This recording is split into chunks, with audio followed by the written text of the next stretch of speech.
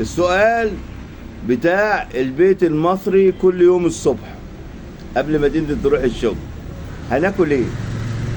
والله اللي انت تعمليها يا حبيبتي مش مشكله خالص. لا، ما انت تساعدني، ما انا مش عارف اعمل ايه، ما هو الاكل ده تعبني. ناكل ايه؟ نعمل ايه؟ ايه رايك نعمل صينيه بطاطس في الفرن كده؟ ايه؟ لا بطاطس، او نشر بطاطس لسه واكلينها اول امبارح. بطاطس لا يا راجل. طب خلاص تعمل لنا شويه باميه كده وبتاع. لا باميه ايه؟ باميه ايه يا راجل؟ هو ده ميعادها؟ ده ميعاد باميه يا جدع؟ يا جدع ده ميعاد باميه، صلي على النبي. طب ايه رايك تعمل لنا شويه محشي؟ بقول لك انا تعبان، ظهري واجعني. محشي ايه يابا اللي اقعد اعمل فيه يابا؟ انت مجنون يابا، انت مجنون. محشي ايه اللي انا اعمله؟ طب ايه يا مدام؟ طب نعمل سندوتشات ميه ساقعه. طب اعمل ايه طيب؟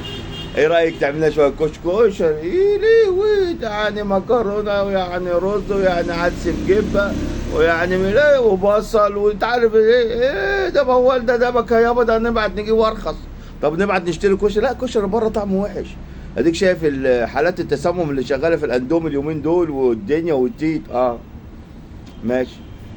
طب ايه رايك شويه مسقعه؟ شويه مسقعه. انت عارف البتنجان بكام؟ ولا الزيت بكام؟ طب انا اولع في اعمل ايه طيب؟ طب انت طلبت رايي اللي هو يعني اللي هو ولا ليه اي لازمه، عشان في الاخر اللي انتوا بتعملوه احنا بناكله. لازمته ايه السؤال من الصبح؟ لازمتها ايه العكننه؟ لازمتها ايه شدة الاعصاب على الصبح؟ تاكل ايه؟ يا عم اكل ايه بس؟ لا حول ولا قوه. اكل ايه؟ يا عليا طالما عاوز اكل حاجه.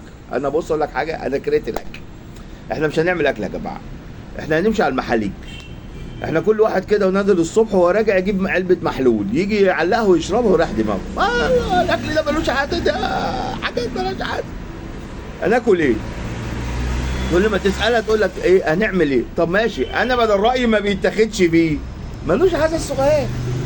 اعملي رغيفين كده ناشفين وحته خياره وجبنه حلوه هناكلها. الراجل بياكل اي شيء، احنا بنيجي تعبانين ما بتفرقش، والله ما بتفرق.